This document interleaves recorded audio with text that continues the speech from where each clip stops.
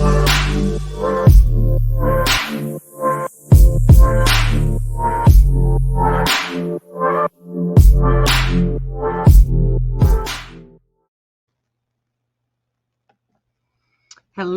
I am glad to be on here live with you guys today. I actually have sunglasses on because I got my lashes refilled and had a reaction to the glue. Now, just to give you a short story, when I first got lash extensions, like I started wearing them a couple months ago because I love them because it's so easy. You know, you wake up, your lashes are done, you can just do your eyebrows and go. And the first couple of times I got them done, when I got them done, fully, and then I went back for a refill, no reaction, everything was cool. But when I went the third time, she used a different glue. And I had a really bad reaction to that glue. So I kind of let those get to the point to where they are falling out, whatever, and removed all those, and then had her use the original glue that didn't cause a reaction. And I had a reaction. But it was at the same time as we were having this huge windstorm here in Vegas. And so it's all this dust in the air. And I thought, oh, well, this is just associated from that. Maybe it's just allergies, whatever. And so I figured, when I went back for this fill in, it would be, just like it was originally. Well, no. So I had another reaction. So my eyes are all swollen and everything.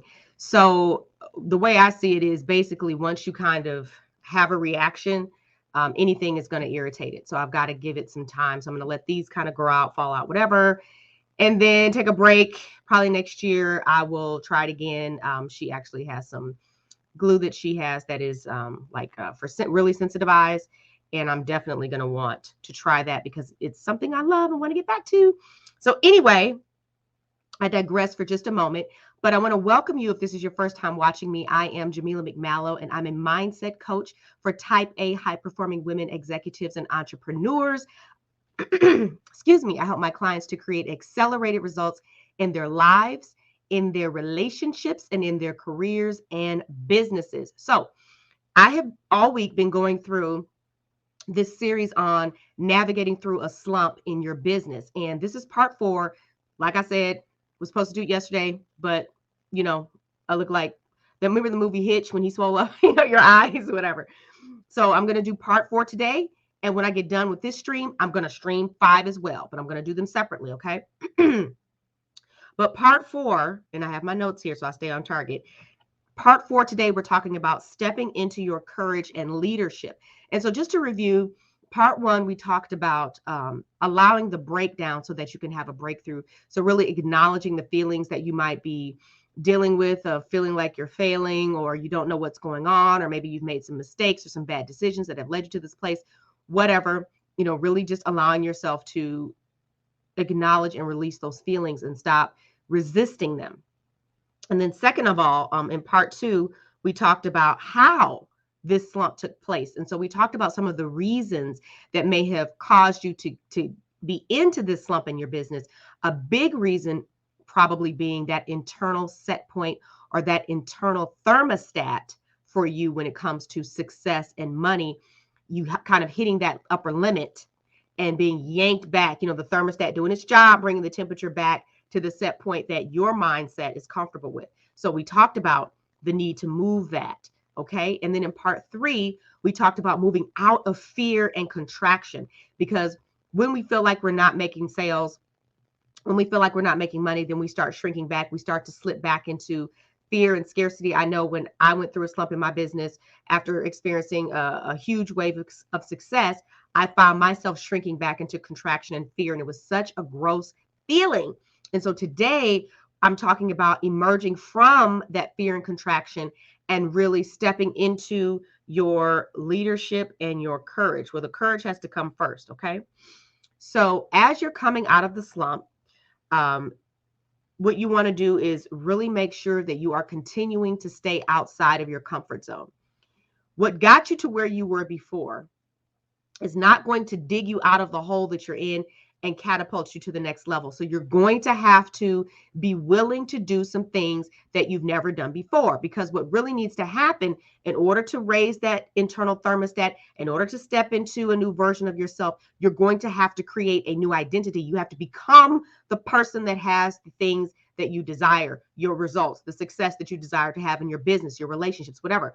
We're talking about business here. So, whether that be a certain number of clients, a certain number of income, whatever, you have to step into that version of yourself. And when you're in a slump and you're in contraction and fear, you have already gone down the rabbit hole of negative thinking, and you're not being the person who has what it is that you really truly desire. And so you've got to flip that switch. And the way that you flip the switch is you have to get back into action, and not the same action that you've been taking that hasn't been working because of your energy of desperation and confusion and failure. No, this is you stepping into your courage and being willing to do things that you were not willing to do before to reach your goals. Okay. So you want to continue to operate outside of your comfort zone, because every time you do that, then you are stepping into a new identity. You are becoming the woman that has the things that you desire, that has reached the goals that you desire. And by becoming her, you will reach those goals. You will get back on track, and you will be at a greater level than you were before you went into the slump. Okay. The other thing is you want to listen, you want to take immediate action. So I talked in the last video, when you're coming out of contraction and fear, that you're going to need help. You've gotten so far down in the hole, you can't dig yourself out of it. You need someone to throw you a rope and help you navigate out of that hole and get you back on track. And that's why I talked about it. Yes, there's a necessity to invest in a coach. And it seems like, wow, this is when I'm at my lowest, when I feel at my brokest. How can, in the world, could I do that?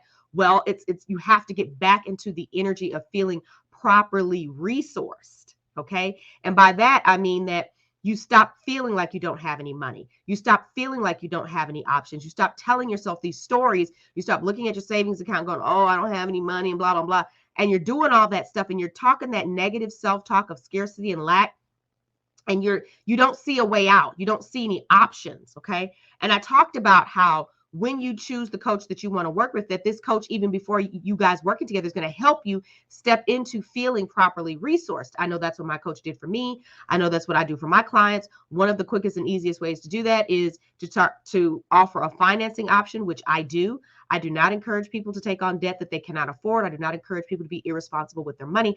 I'm talking to the woman who knows that if she puts her foot to something, she's going to create momentum. She's going to create results. That's what I'm talking to. So there is no concern that you're not going to accomplish what it is that you want to accomplish. Because if you were still stuck in contraction and fear, I would tell you, no, don't hire anybody to help you. You have to shift out of it, right? But you're still down in that slump, and then hire that person to help you get out of it, if that makes sense. And so what I'm trying to tell you is, once you hire this person, when they tell you to do something, when they give you the action to take, implement it immediately. Take immediate action. Don't drag your feet. Don't question it. Don't throw up all this resistance or act like, oh, I'm not in the mood, or I don't feel blah, blah, blah. Look at me with these sunglasses on today. I committed to doing this 5-part series and being out, going live every day. Yesterday, it just didn't make sense because when your eyes are watery, it makes you congested. And I mean, my nose was running and everything. So that would have just been ridiculous for me getting on. So that's an extenuating circumstance.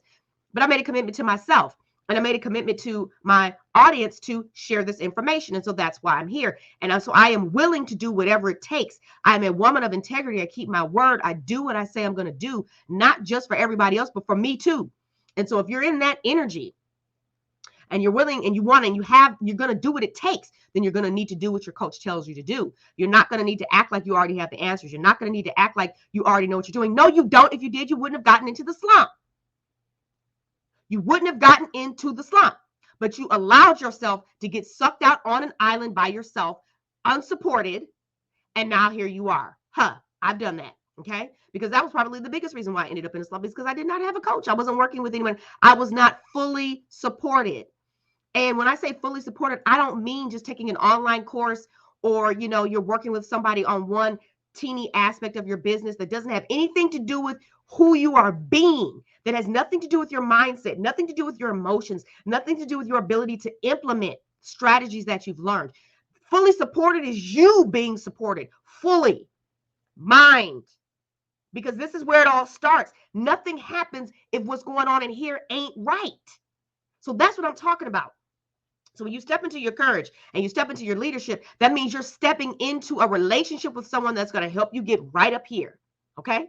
And so, that's what I do with my clients. Now, one of the things that I've said to myself is, I'll never be without a coach again because it's just stupid. I've done this throughout my business, gone through periods where I didn't have a coach. And, when I don't have one, I don't experience the results like I do when I have someone that's in my corner, when I have someone there that makes me feel supported. Because again, as type A women, yes, we're go-getters, we're driven, whatever, but we can really get into our heads. We can really get stuck in our own thinking. And so we absolutely need someone outside of ourselves to help us check ourselves so we continue to keep our foot on the gas pedal and moving forward and crushing our goals. Okay. So stepping into your courage and leadership again is going to require you to step outside of your comfort zone. It's going to require you to invest in yourself and work with a coach or a mentor that's going to help you navigate through this. And it requires you to take action immediately and implement what you are told to implement by your coach or your mentor, because that's why you're paying them, is to help you navigate out of this situation. And so take immediate and massive action, and you will start to see the results and get the traction again going in your business. But I know that one of the biggest cruxes of stepping into your courage and your leadership is you still may be teeter-tottering back and forth with that fear and contraction. And I want you to understand that being broke is a feeling. If you really think about it, you're not broke. You do have access to money. You do have options. It's just when we feel like things haven't gone the way that we have wanted them to, when we have no longer seen the type of results that we were used to getting from taking a certain set of actions, we begin to second guess ourselves. We begin to question ourselves. We begin to shrink back into that scarcity and lack mentality. But if you go back and watch part 2, you will understand that how this happened wasn't because you did something wrong, wasn't because there's anything wrong with you. It's just you hit your upper limits. That's all.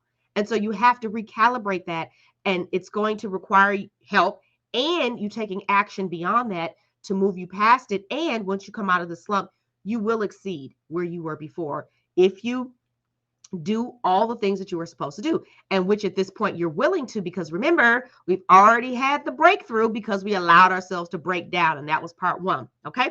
So I hope that this was helpful to you in helping you to understand how to step into your courage and leadership. Part 5 is going to be, I'm going to be talking about the breakthrough and the upswing. What happens now you're coming out of the slump? What does that look like?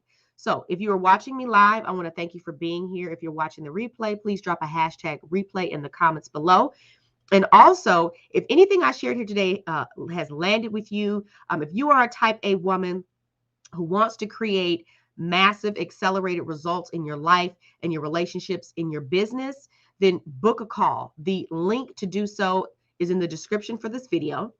And I look forward to speaking with you one-on-one. And if you have any questions, you of course can always drop them in the comments below, or you can even send me a DM on Facebook or Instagram. All right. So thank you. And I will see you in part 5.